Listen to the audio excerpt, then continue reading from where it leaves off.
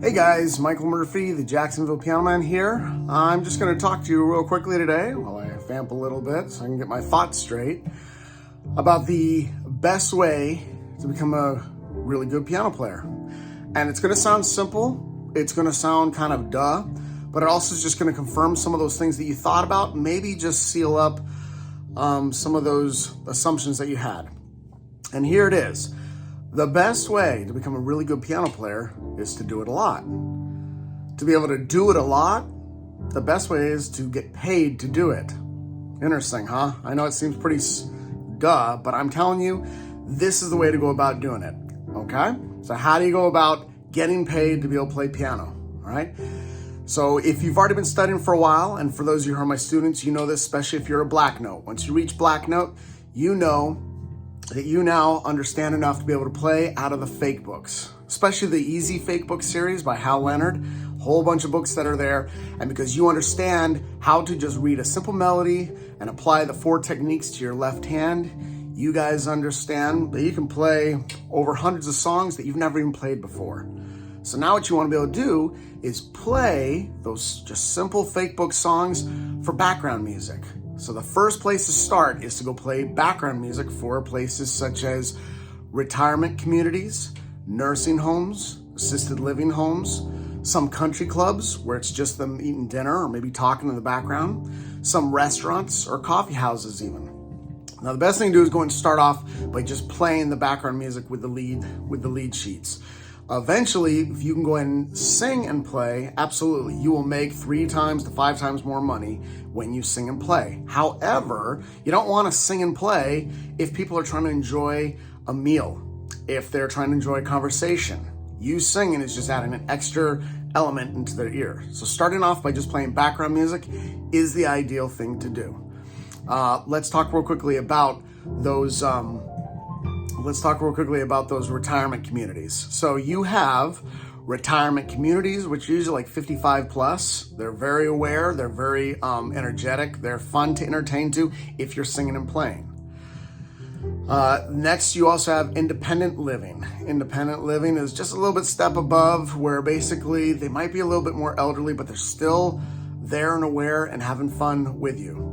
They also then have assisted living, still a little bit even older sometimes, but they're pretty much all aware, love for you to be able to entertain, but they also have people helping them, okay? And then you have more like the nursing homes or memory care centers. And these people tend to really light up if you play music that they recognize from when they were young or from whenever they were growing up, but they might not be as engaged. So they tend to suck the energy out of you whenever you're playing. But also, if you're starting off just for background music, it's a very, very easy gig to be able to do.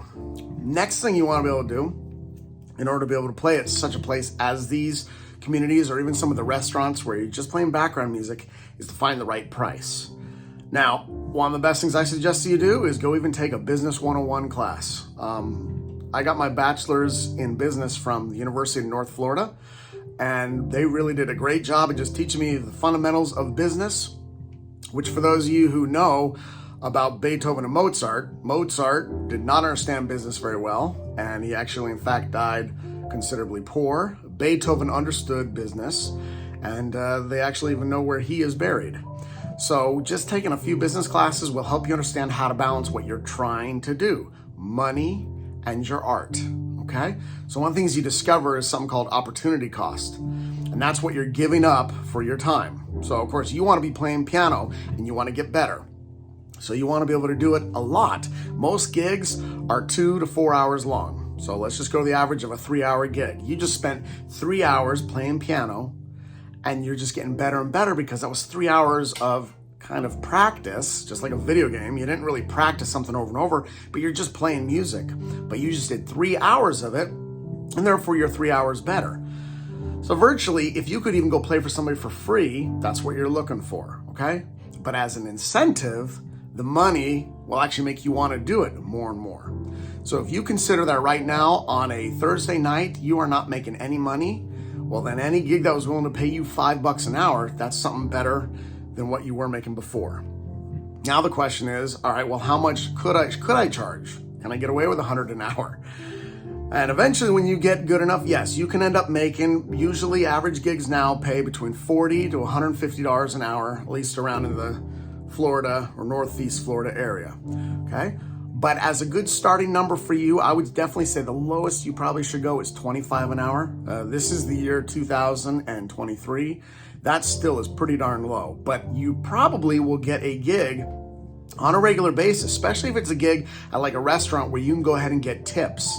So all of a sudden now you are getting the standard pay and plus tips. Some of the restaurants will even feed you for free. And that was 3 hours of music where you're amateur. You're still developing your skill, but you just got paid, and you now are officially, in my book, a professional because you're being paid to play. The next kind of little area to go and look at is possibly if you were to play for, hence the retirement communities or country clubs, you could probably charge $40 to $60 an hour as an amateur right now, $40 to $60 an hour, because you're probably not going to make tips at those venues. Okay, so it's pretty good money. It's definitely, you know, above minimum wage and worth your time. Just remember, the lower you charge, the more likely you are to play there on a reoccurrence is what you want. You'd love to be figuring out a way to play 5 nights a week. So if you go to certain Italian restaurants, especially the Italian restaurants, and you offer to play for them for $30 an hour, most of them will want you often because you end up outbidding the more experienced musicians. And more experienced musicians should not necessarily be playing there every night of the week, because one of the biggest things you want to do as you progress in your skill is to diversify and play at a number of different places. Okay, so it's actually, I can tell you, I love listening to Billy Joel, but if I listen to it every night of the week, I'm going to want to listen to somebody else eventually.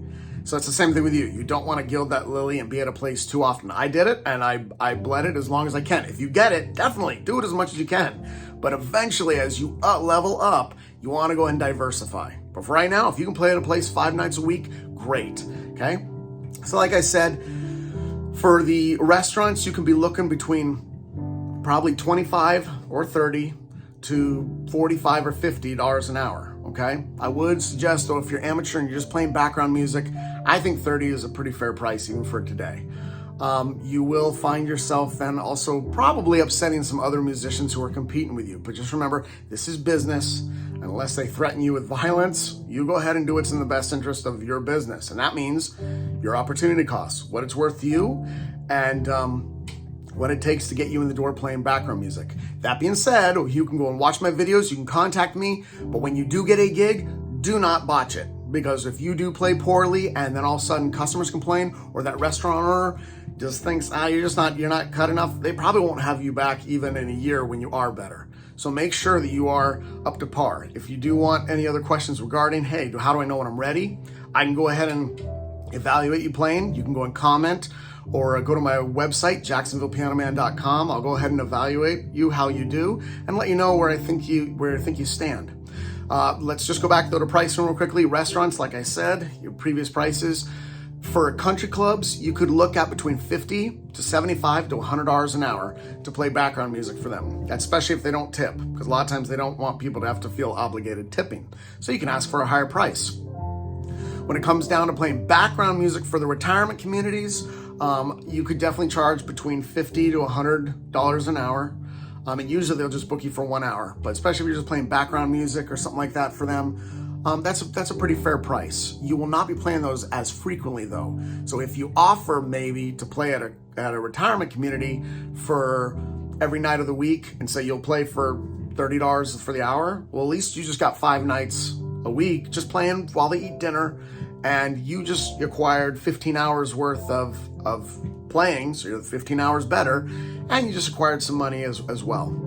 So just keep that in mind, your opportunity cost, then how frequently you want to play there, what it is worth to you, and any other little kind of kickbacks that you can get.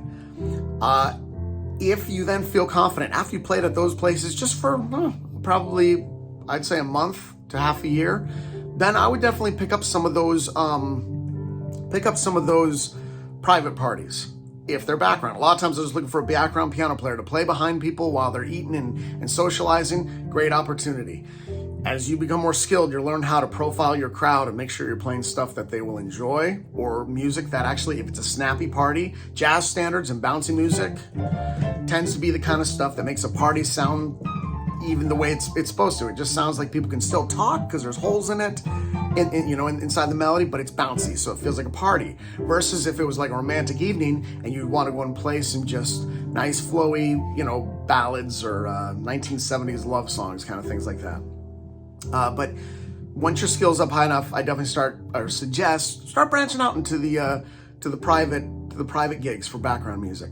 The next one you could also branch into is weddings for cocktail hour stuff. If you still don't feel comfortable playing your songs yet in necessarily public, or feeling like you really aced it, don't do the ceremonies, okay? Ceremonies are one of the most special days for those brides, and you don't want to ruin her day because you're experimenting on her big day. Do not do that. What I'm saying is, for cocktail hours, they usually will have a cocktail hour sometimes after their ceremony, before the reception. It's a great opportunity for you to just play some of those jazz standards out of the fake books and just make it sound snappy. You could even improvise half the time and they won't even know, because most people don't even know their jazz standards. But gives you a chance to just, again, start playing out. And weddings, again, depending on where you're playing. Ceremonies, you can always charge $250 to $400 for the hour, for the ceremony. But if you're doing the cocktail hour, even as an amateur, you could charge $100 for the hour, maybe up to $200 for the hour, depending if they're willing to pay it.